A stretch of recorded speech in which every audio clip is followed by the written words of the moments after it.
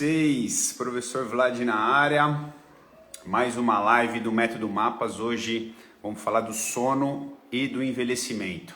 Quanto que esse pilar do sono é fundamental para que a gente consiga compreender a interferência desse pilar no que diz respeito ao envelhecimento. Então sejam bem-vindos aí, Rodrigo, obrigado, Rogério, meu grande amigo de infância, Newton e tia Fátima, sejam bem-vindos. Os primeiros que chegam sempre recebem as boas-vindas. Conceição, boa noite, obrigado pela presença. Hoje, como vocês já sabem, um assunto importantíssimo, onde nós vamos tratar sobre o sono para os longevos, né? Para quem já tem muitas primaveras aí.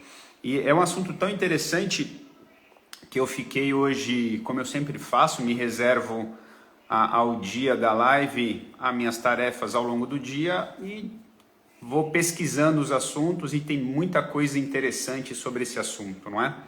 Curiosamente, eu joguei num site de busca científico para entender quão profundo está sendo a investigação sobre sono especificamente e o envelhecimento. Só nos últimos 2 anos, 2021, 2022, foram publicados cientificamente mais de 2.500 artigos científicos sobre o assunto, nas suas mais diversas áreas que você possa imaginar. Quando você joga essas duas palavras, sono e envelhecimento, mais de 2.000 documentos científicos. Vamos considerar que desses 2.000 documentos, alguns a gente sabe que a validade científica não é muito para se acreditar, né? Que a gente possa dar créditos, mas uma boa parte deles tem sua importante validade. Então, por que eu estou falando isso? É um assunto de extrema importância, tem muito cientista no mundo estudando sobre esse assunto, sono e envelhecimento, tamanha importância e tamanho impacto a gente poder cuidar disso, tá bom? O Rodrigo aqui está pedindo para que vocês peguem o aviãozinho aí do lado direito do Instagram, tem um aviãozinho aí, o desenho de um aviãozinho. Manda a live para a galera poder conectar com a gente aqui. Isso para a gente é importante, tá bom? Para que a gente possa ter mais audiência aqui. E é óbvio, né, que esse aviãozinho pode ser utilizado também assim que a live encerrar, tá bom? Coloca coraçãozinho aí, coloca comentários. À medida que a live for correndo, vou tentar ler os comentários e tentar abordar sobre os comentários. Óbvio, se me couber competência para comentar os comentários, eu vou comentar, tá bom? Então todos sejam bem-vindos e vamos dar início ao assunto importantíssimo hoje sobre sono, tá bom? É claro que esse assunto é legal que a gente entenda que teve um documento que eu estudei hoje que fala assim, olha, não tem ciência ainda que diga em que momento é de fato essa transição exata biologicamente para a gente dizer que a pessoa está velha, ou para dizer que a pessoa está senil, ou para dizer que a pessoa está idosa. Não tem uma chave que vira conceitualmente. Então, as pesquisas vão dizer assim, olha, é importante que a gente acompanhe as pessoas para que a gente entenda quais são os biomarcadores característicos desse processo, dessa virada. E no que diz respeito ao sono, alguns indicadores importantes são colocados para a gente, mas o que é mais complexo hoje é que os mais importantes problemas do sono não diz respeito necessariamente à idade, diz respeito a hábitos, tá bom? Diz respeito a hábitos. Então, eu vou tratar primeiro dos hábitos que são comprometedores do sono e depois vamos tratar das condições da idade que compromete o sono, tá legal? Por que eu vou usar essa linha de raciocínio? Porque é fundamental que a gente compreenda que nem tudo que a gente está sofrendo ou sentindo a respeito de dificuldade do sono diz respeito à idade. Muitas das vezes, e na maioria das vezes, diz respeito a hábito, às suas condições de comportamentos ao longo do dia que vai comprometendo a sua condição de saúde relacionada ao sono, tá bom? Então vamos lá. Primeira coisa que a gente precisa entender, que a nossa noite de sono, então agora são 19h08, né, que a gente inicia a nossa live. A nossa noite de sono, que a gente realmente fecha os olhos, porventura 10 horas da noite, 10h30, 11 horas, tá bom?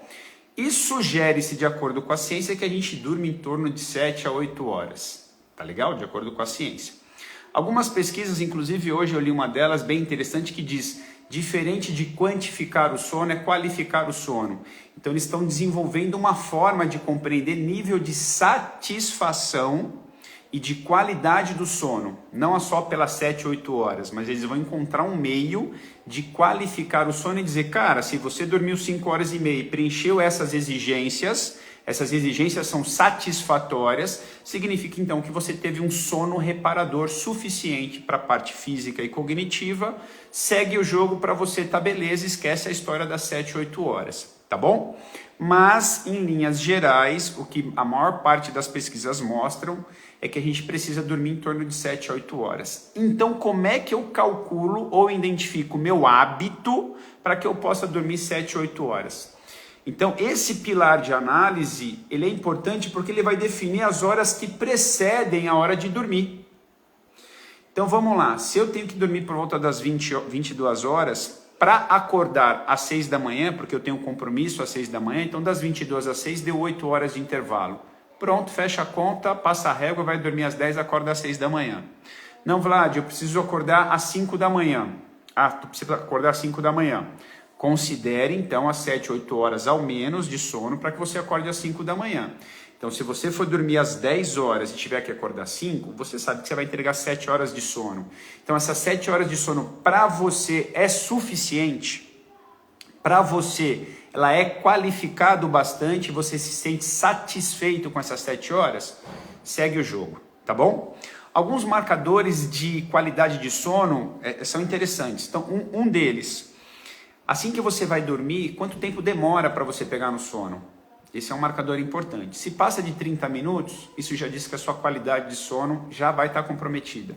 Então você está dormindo com a cabeça hiperativa e você não está conseguindo descansar. Se você não consegue descansar a mente e demora para você pegar do sono, isso já é um indicador que não é positivo, tá bom? Um outro indicador de qualidade do sono é o que acontece ao longo do sono. Então, ao longo da noite, se você acorda muitas vezes à noite, acorda mais do que duas vezes à noite, e quando acorda, fica muito tempo acordado, isso também não é um indicativo bom de qualidade de sono. Lembra que eu falei quantidade e qualidade. Se a gente se ater que ficar na cama 7 a 8 horas é o suficiente, isso não diz muito sobre a satisfação e a qualidade que o seu sono está apresentando.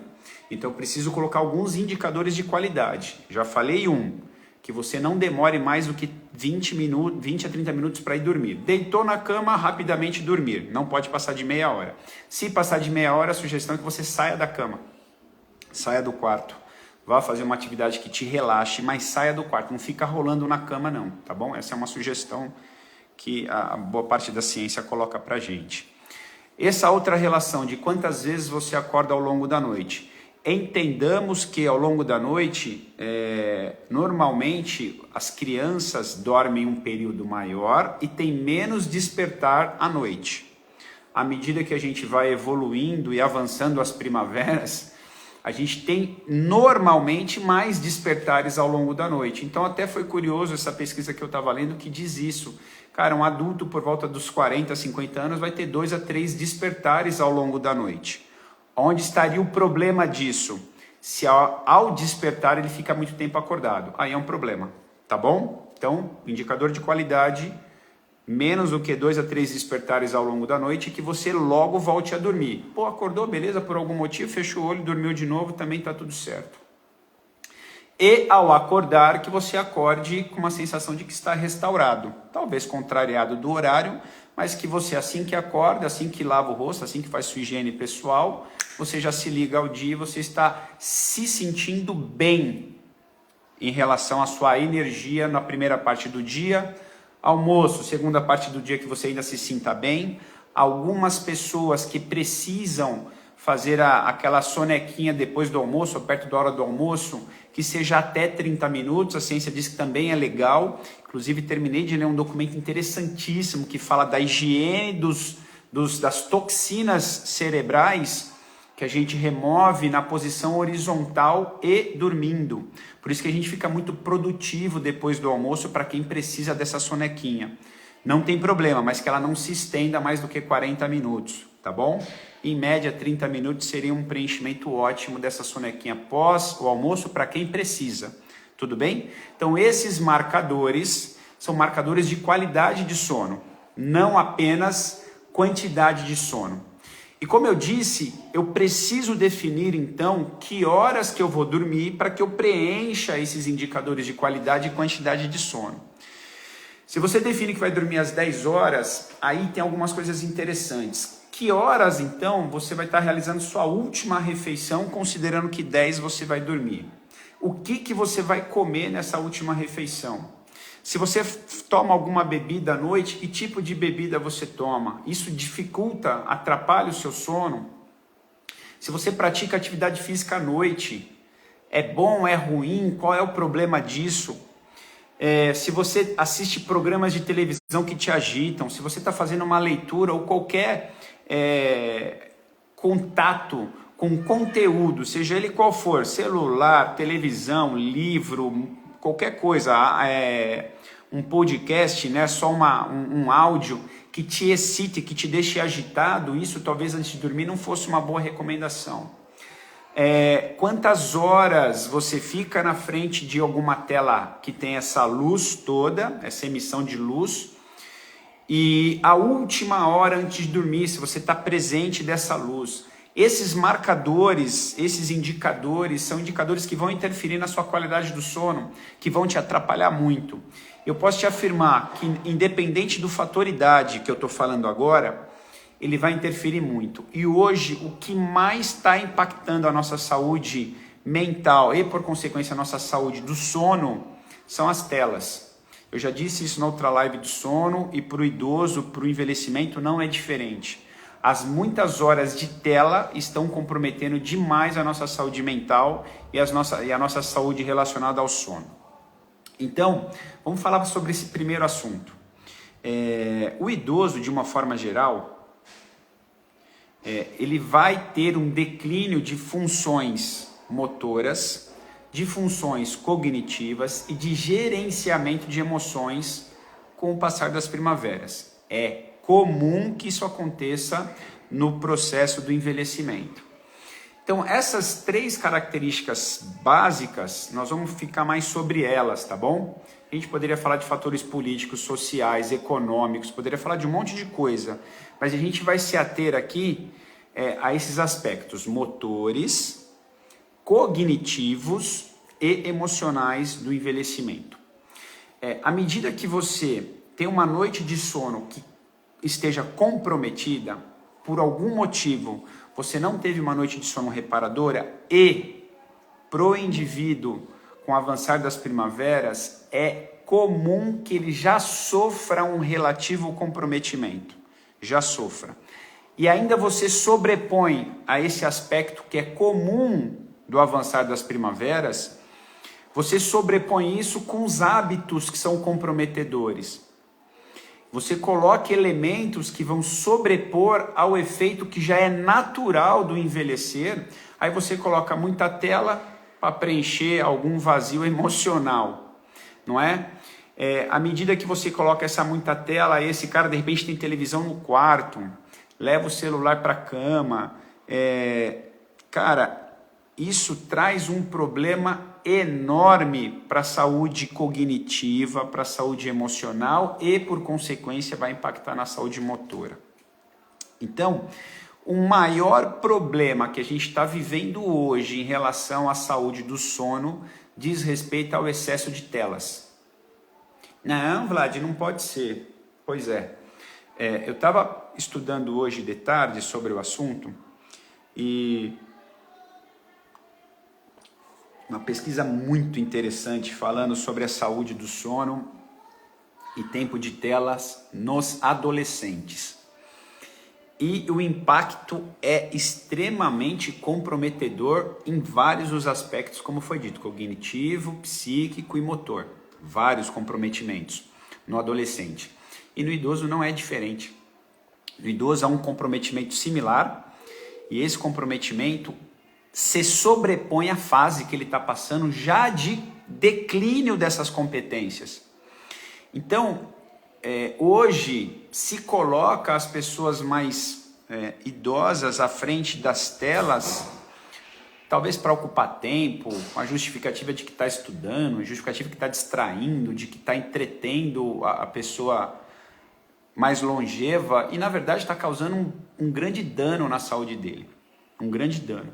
Então, um dos maiores problemas que a gente precisa se atentar para o indivíduo de mais primaveras com relação à saúde mental e saúde do sono são os excessos de telas, tá bom? Recomendações em linhas gerais, tem que ter uma quantidade de presença de tela ao longo do dia. Aí tu vai dizer assim, mas eu trabalho na frente do computador. Meu irmão, você vai pagar o preço, isso é desculpa a minha franqueza, desculpa se eu direto no assunto, isso é um problema seu, você vai pagar um preço a respeito disso. Eu trabalho na frente do computador, mas eu fico 45 minutos sentado, 15 minutos em pé, saio da frente do computador, vou fazer alguma outra coisa, vou para o quintal da minha casa aqui, vou caminhar com o cachorro, vou fazer meus exercícios, vou me alimentar, volto para o computador de novo. Mais 1 hora, 15 minutos em pé, enfim, para mim é um ritual não ficar muito tempo em frente às telas e a cada 45 minutos eu interrompo com 10 minutos trabalhando em pé, porque ficar sentado também é um outro grande problema, o seu cérebro e seu sistema motor fica impactado com ficar sentado e no final das contas tem uma conta caríssima para pagar ficar muito tempo em frente à tela. Normalmente você fica em frente a uma tela, você está sentado, não é verdade? Televisão, computador, seja o que for.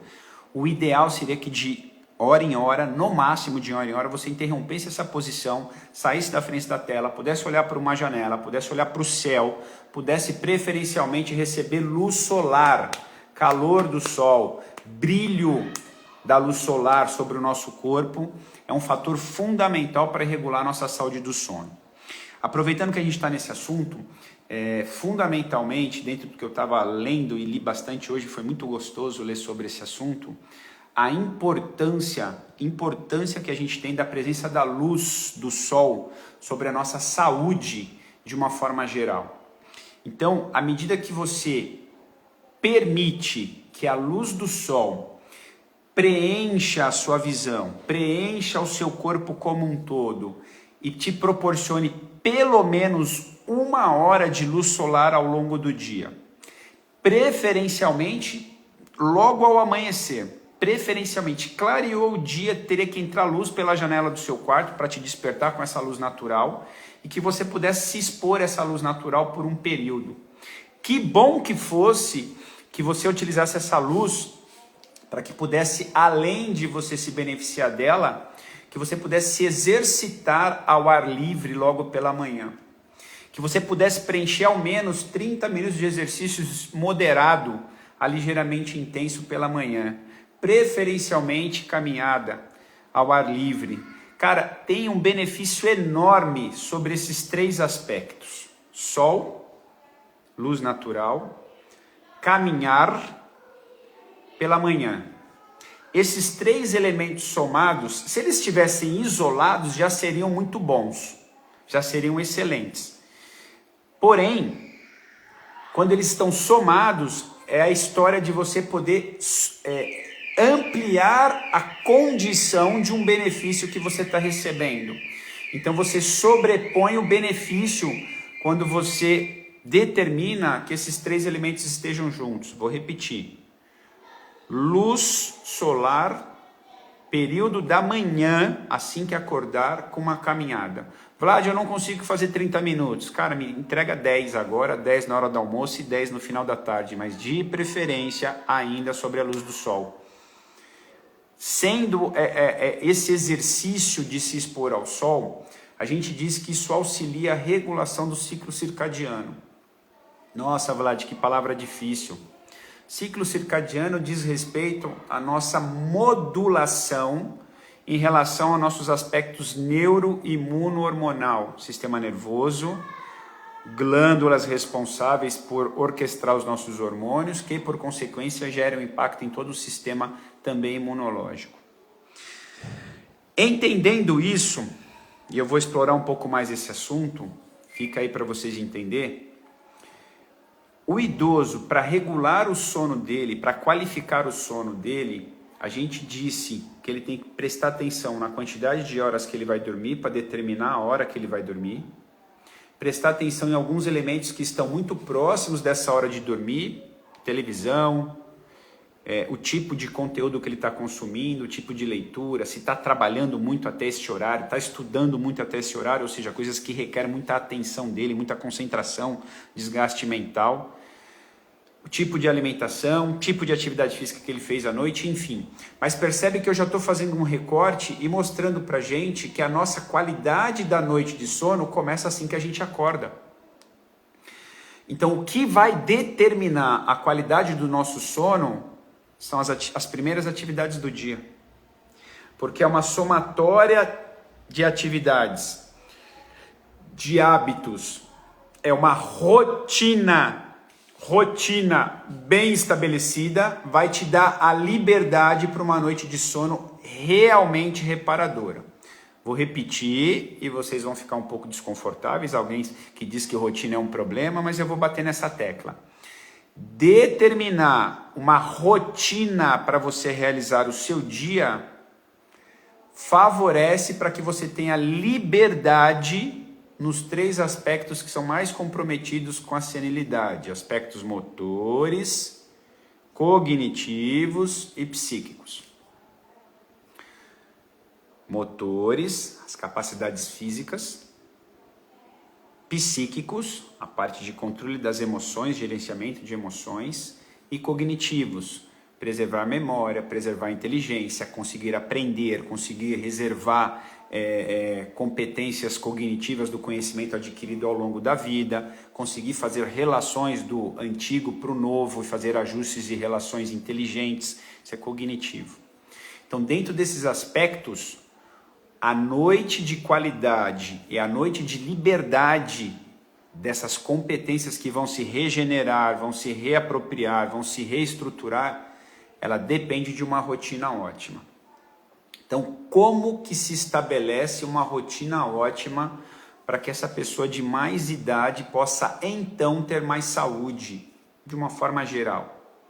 Assim que ela acorda, preferencialmente que ela acorde nos primeiros raios de sol do dia, preferencialmente que ela desperte com a luz entrando pela janela, isso seria excelente, tá bom? Não vai se encerrar aqui porque a gente tem uma história longa para falar sobre qualidade do sono, tá bom?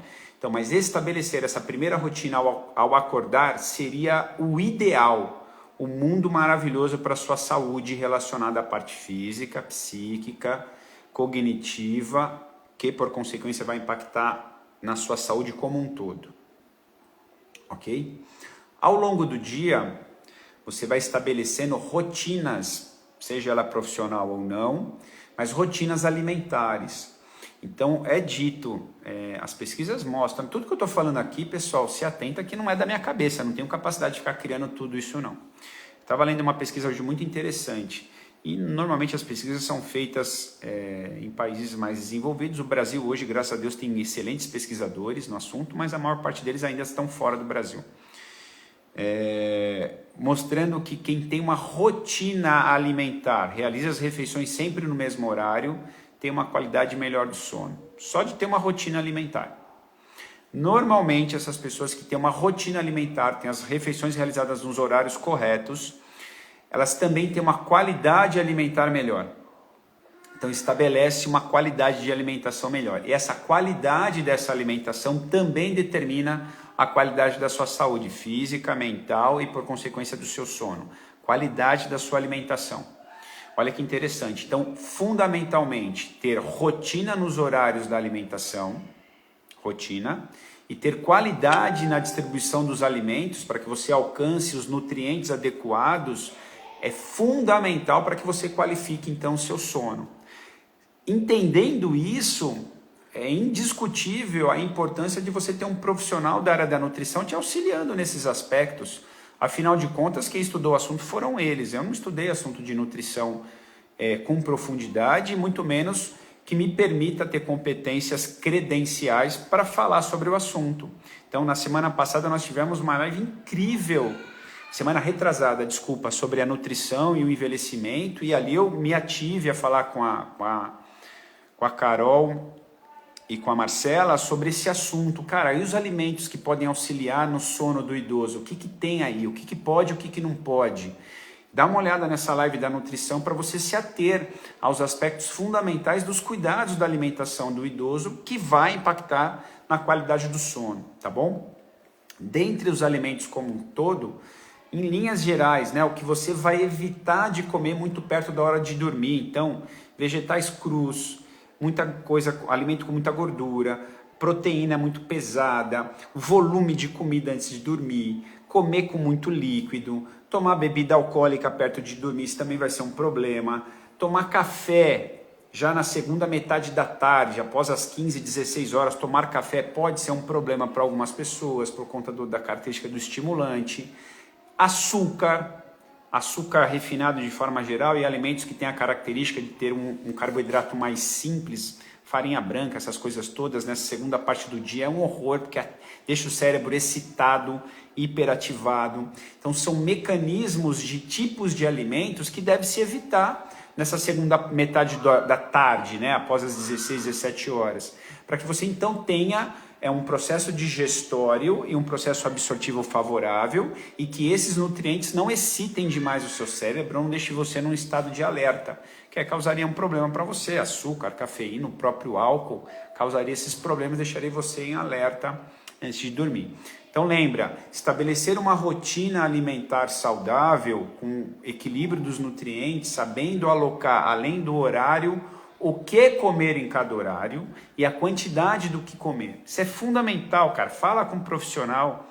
É algo que a gente não pode mais e pensar que é possível viver sem uma alimentação saudável para qualquer que seja o objetivo.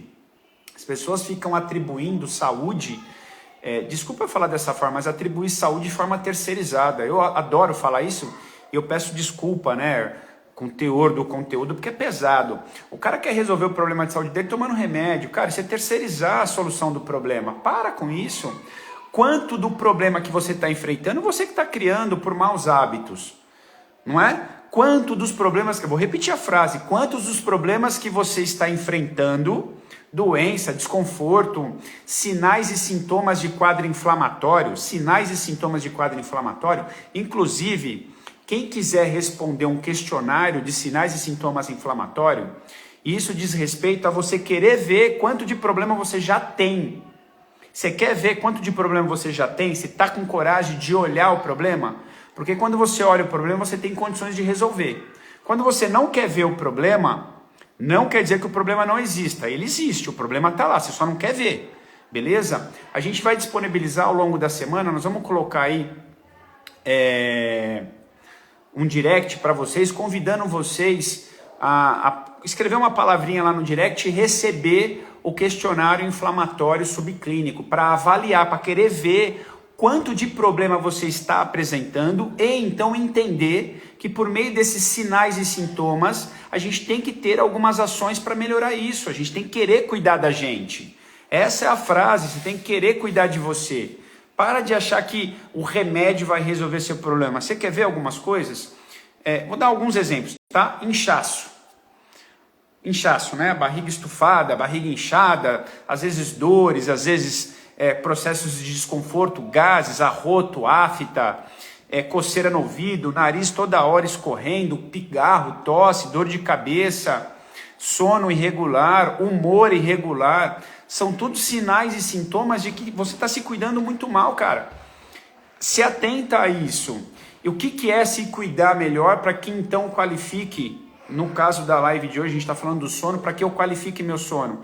Eu comecei a falar de algumas situações, né? Do exercício, da alimentação correta, do que você deve evitar. É óbvio que cigarro, bebida alcoólica vai te fazer muito mal. Só que tomar remédios para resolver pequenos sinais e sintomas que aparecem em você, uma dorzinha de garganta, um narizinho escorrendo, uma rinitezinha, frequentemente tem uma coceira no ouvido, frequentemente eu tô com isso, aí você vai lá e toma um remedinho, você está terceirizando a solução.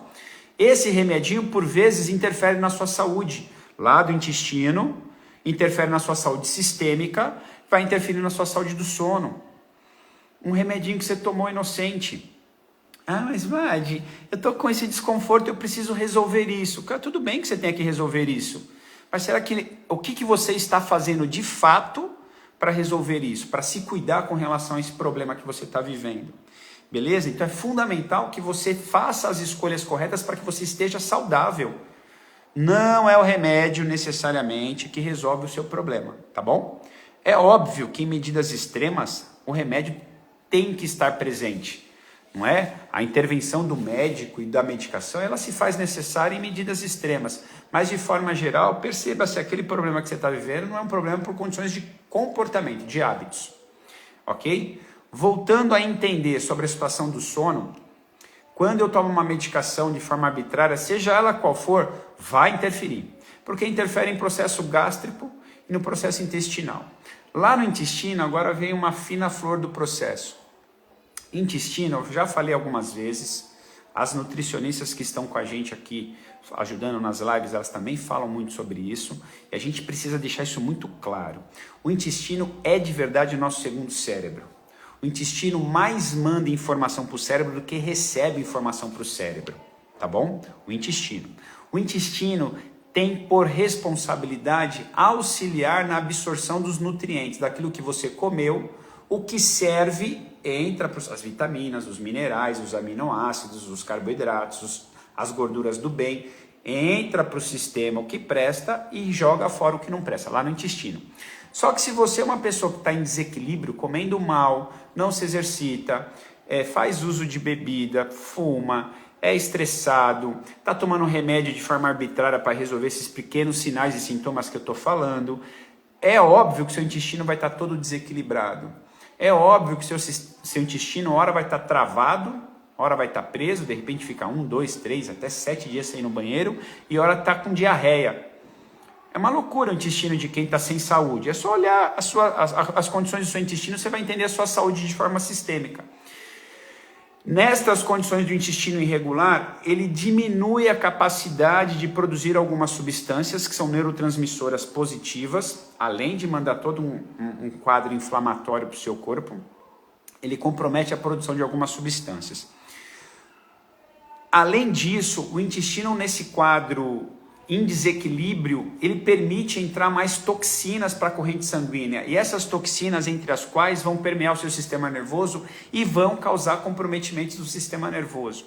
Sistema nervoso, lembre, inteligência e equilíbrio emocional. Isso é o sistema nervoso, tá bom? Sempre orquestrando essas duas competências, seja ela intelectual ou seja ela emocional. Então, à medida que você está com o intestino bagunçado, você vai ter desequilíbrio no sistema nervoso por conta de neurotoxicidade que é produzida lá no intestino. Olha que horror. Então, preciso controlar minha alimentação. Preciso estabelecer uma rotina de exercício.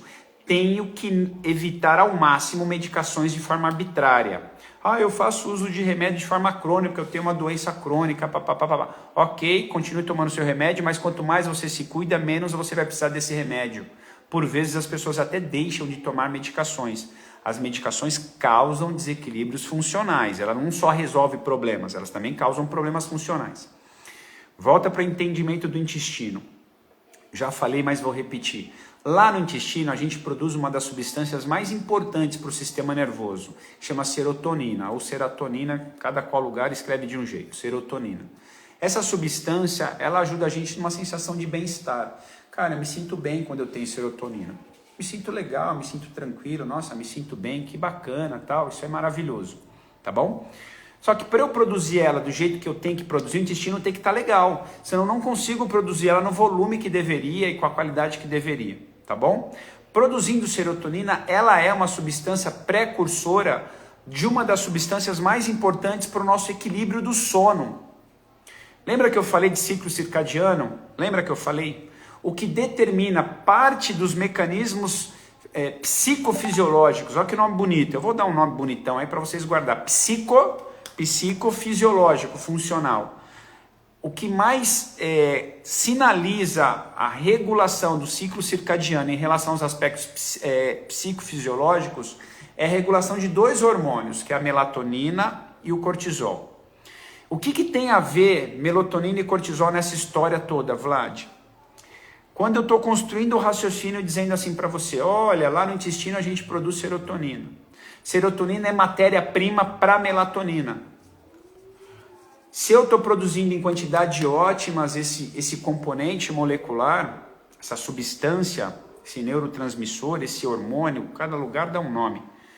Não importa, essa substância, se eu estou produzindo ela com quantidade adequada lá no intestino, porque está tudo funcionando direitinho, ela é matéria-prima para melatonina. Se melatonina é o principal hormônio do sono, relacionado aos aspectos do sono, eu ter uma boa produção da melatonina me permite, então, ter realmente uma noite de sono reparadora. Beleza? Então é fundamental que a gente compreenda que está tudo ligado, está tudo conectado. Não dá para eu falar de sono olhando só para o sono. Então aí fica o meu desabafo aqui para as pessoas que estão procurando talvez neurologista para dores de cabeça, enfim, de forma geral, psiquiatras, psicólogos, seja o profissional que for da área da mente, seja ela por ordem cognitiva ou psíquica, se esse cara não falar para você sobre alimentação e equilíbrio intestinal, se esse profissional da saúde, dessa área psicofuncional, dessa área cognitiva, não estiver falando de alimentação saudável, não estiver falando de exercício físico, não estiver falando de um equilíbrio intestinal, ele vai falar do que para você? Vai falar de tomar remédio, vai falar de usar drogas, medicações.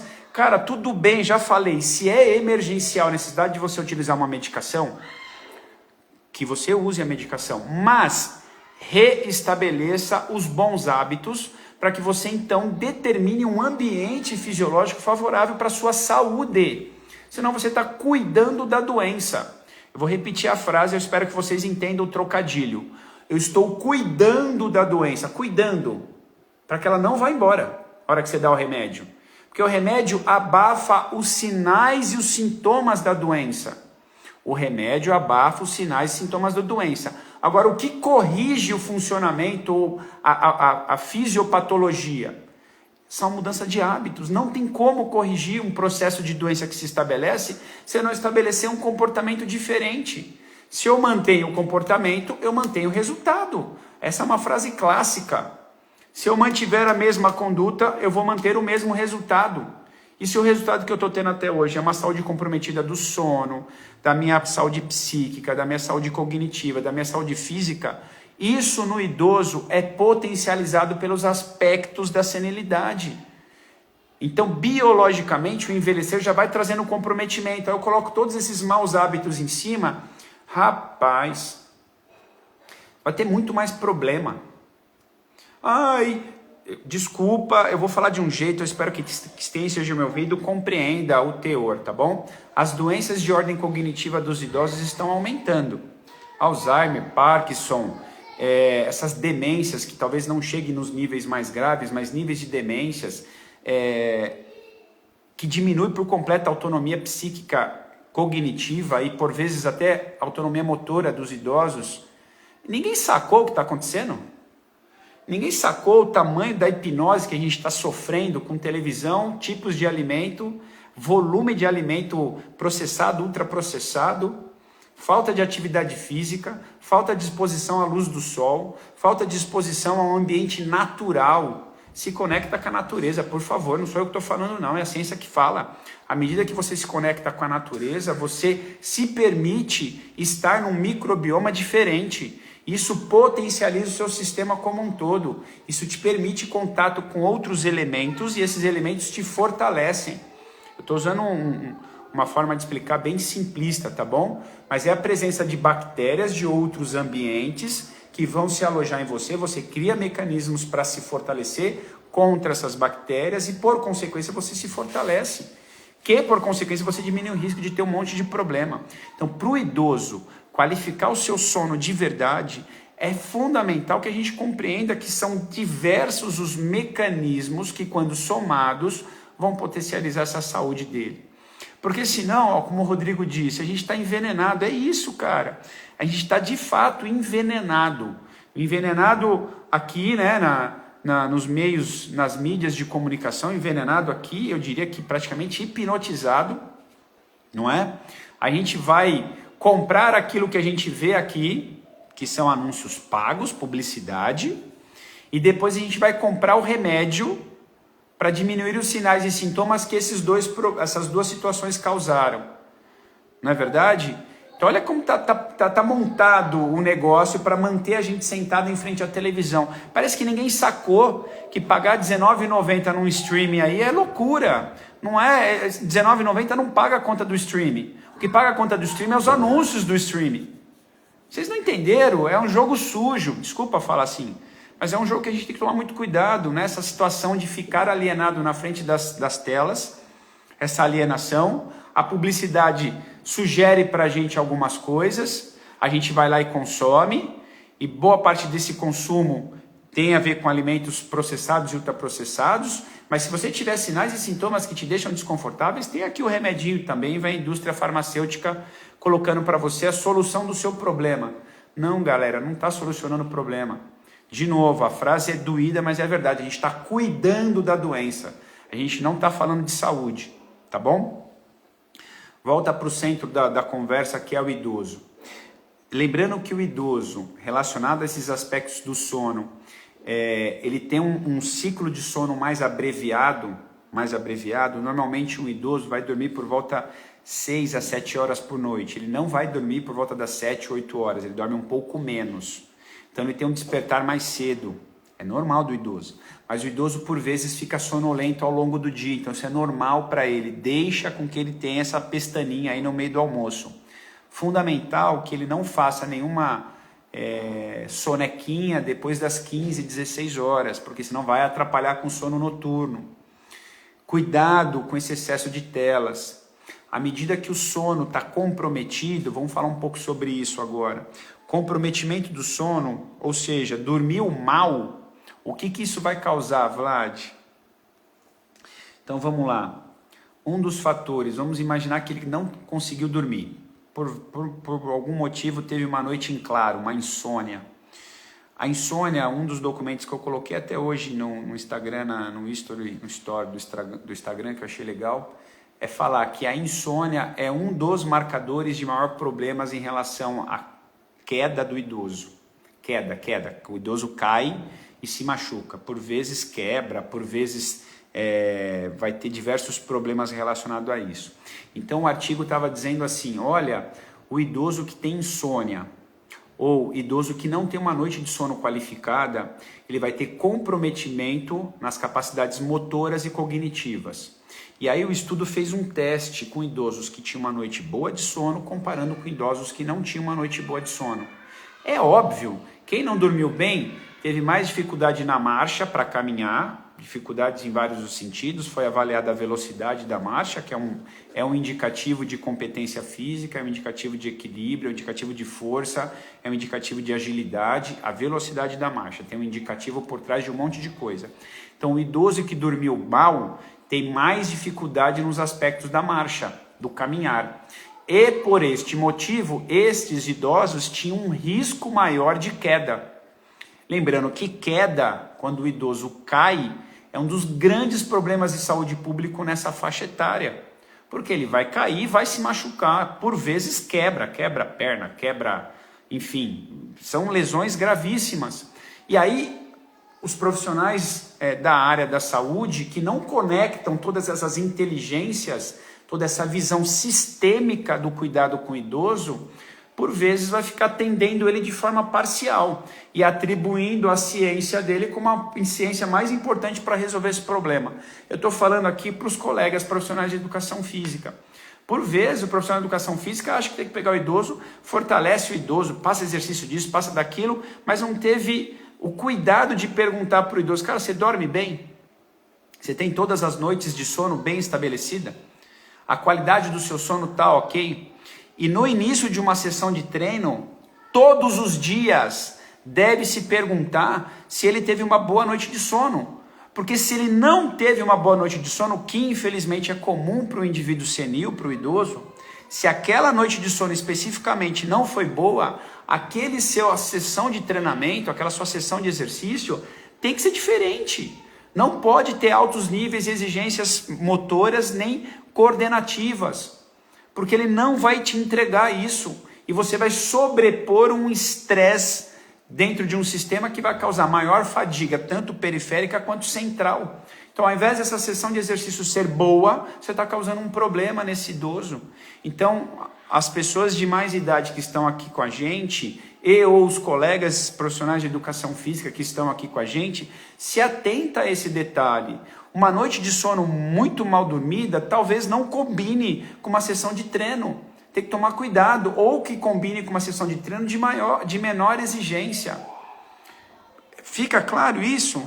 É fundamental que a gente estabeleça, eu gosto de usar essa palavra, uma visão sistêmica do cuidado que a gente vai ter com o idoso.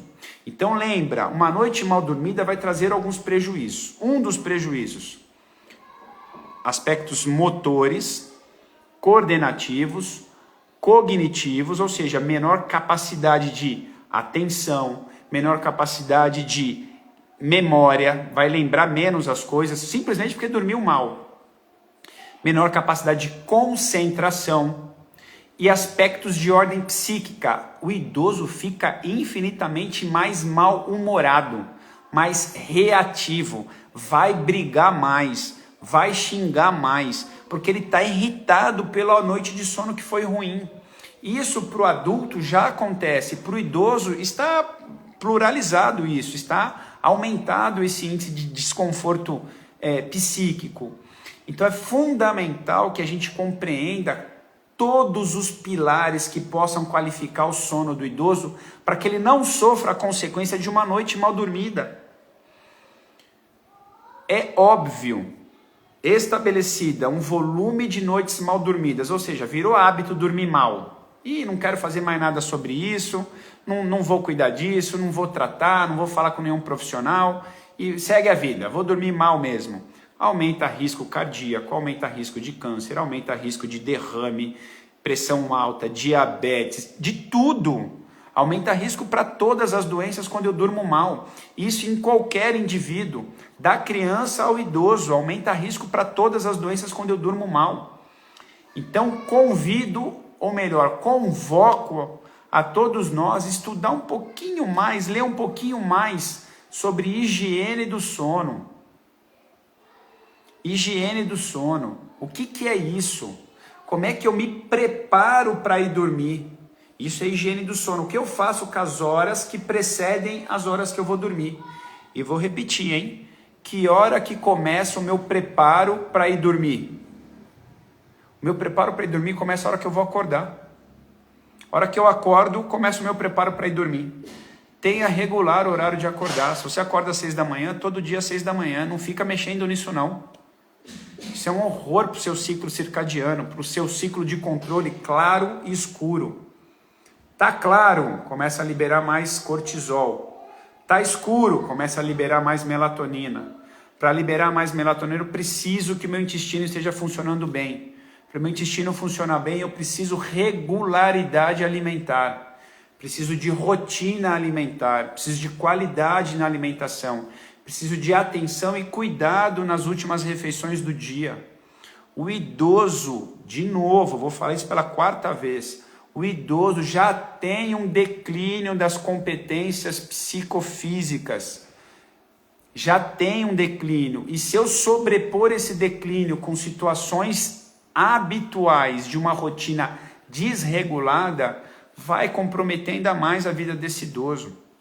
Então você que está aqui, que já tem mais de 50 primaveras, você está na transição do processo aí.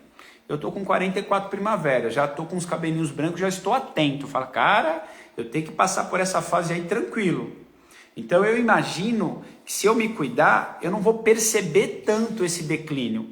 Então a minha expectativa é essa, vou manter os meus cuidados, manter minha rotina, manter minha alimentação saudável, preservar minha atividade física. Na verdade eu tenho que melhorar a minha rotina de atividades, eu preciso ser honesto com vocês. Eu vou aumentar minha quantidade de exercícios esse ano, porque realmente nos últimos anos eu não fui muito regular por diversos fatores, mas o principal fator chama preguiça.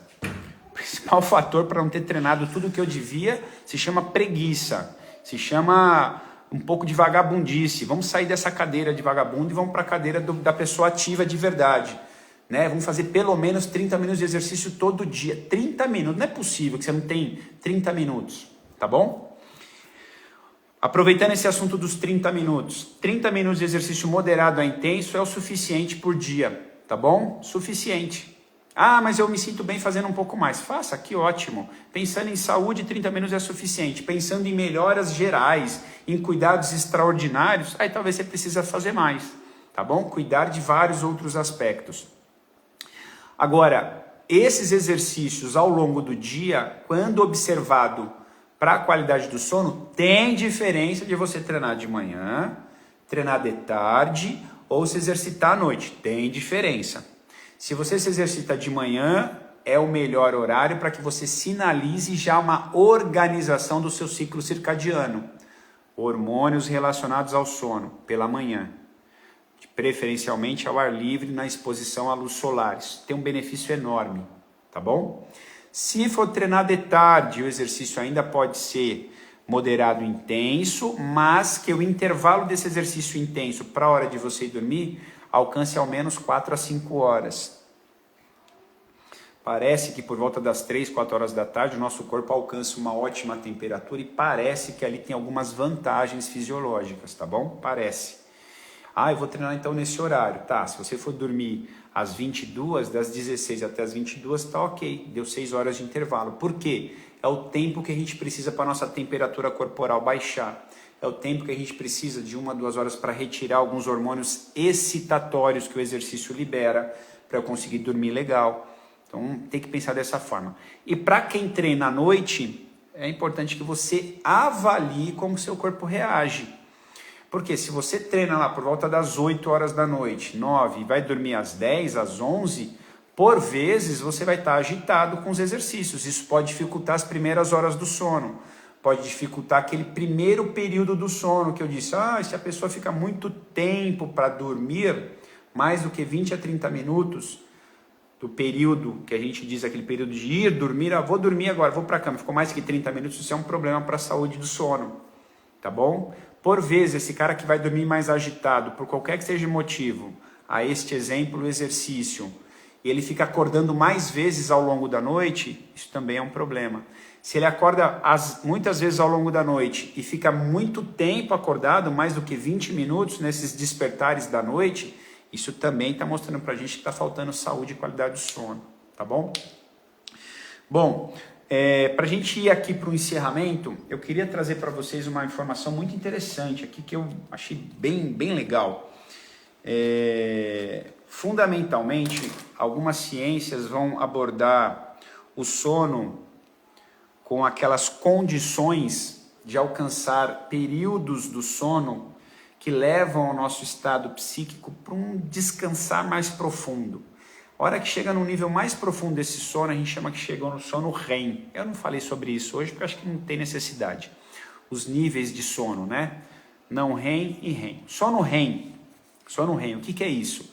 É o momento que parece que a gente constrói os nossos sonhos. Os nossos sonhos. E quem está em processos realmente de conscientização, de melhor desenvolvimento das suas competências psíquicas, parece que no sonho, de acordo com uma das ciências que eu estudo aqui, parece que o sonho é o momento mais apropriado para a gente poder tirar a censura da minha consciência, beleza? Então, se aproprie do seu sonho, se aproprie daquilo que acontece do seu sonho. E se você é uma pessoa privilegiada para poder ter um acompanhamento psicoterapêutico de qualidade, o seu sonho pode significar muita coisa. Ele pode te abrir oportunidades de ampliar sua consciência daquilo que estava inconscientizado. Porque no sonho você tira a censura. Lembra aquela história que eu falei? Cara, se você quer ver os problemas, fica mais fácil para você resolver. Se você não quer ver os problemas, não quer dizer que ele não exista. O problema existe, você só não quer ver. Então, para algumas ciências, o sonho é um momento na qual você diminui a censura e você de fato pode acessar aquilo que você está inconscientizado ao longo do seu dia, ao longo da sua vida. E nesse momento, então, você cria caminhos para que você enfrente ainda melhor e crie melhor consciência de quem você é de verdade. E só uma pitada de entendimento de consciência. Vou ler uma parte do livro aqui, muito interessante. O autor aqui diz, num diálogo, né? O terapeuta e uma pessoa no diálogo, ele diz assim: sonhei que Sócrates falava sobre minhas atitudes erradas. A pessoa que estava fazendo a terapia falou isso para o terapeuta. E o terapeuta fala para ele: a que associa o que Sócrates dizia no sonho? A pessoa respondeu: ele estava me advertindo sobre os perigos que eu sobre os perigos que eu corria agindo como estava. O terapeuta responde: e o que o senhor associa a Sócrates? O terapeuta responde: sabedoria e equilíbrio. O terapeuta conclui: nesse caso, Sócrates era a manifestação do seu aspecto são, da sua sanidade, que apareceu no sonho, para levá-lo a esse momento de reflexão e eliminar os seus erros inconscientizados. E aí o livro aqui tem mais alguns outros exemplos muito legais para a gente compreender como que esse momento do sonhar pode ser uma excelente oportunidade para a gente ampliar a nossa consciência, tá bom? Bom, como toda live, eu fico aqui eu montei uma apresentação aqui, estou com 2 livros aqui na minha mão, 2 livros muito legais. Esse é um livro bacana, eu gosto de uma boa parte dele, algumas coisas nem tanto.